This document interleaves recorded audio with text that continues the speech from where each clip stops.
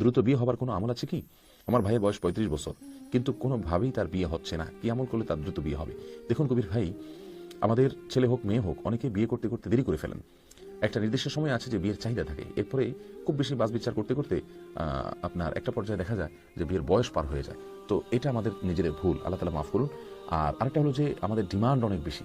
নবী আলাইহিস সালাম বলেছেন, ফাসফার বিজাতি দিন, তোমরা ধার্মিক পাত্র পাত্রী এটা পেয়ে তোমরা নিজেরা জয়ী থাকার চেষ্টা করো, বিজয়ী থাকার চেষ্টা করো, লাভবান হওয়ার চেষ্টা করো। তার মানে আমরা যদি ধার্মিকতাকে, দিনদারিকে প্রায়োরিটি দেই পাত্রপাত্রী নির্বাচনের ক্ষেত্রে, তাহলে কিন্তু খুব বেশি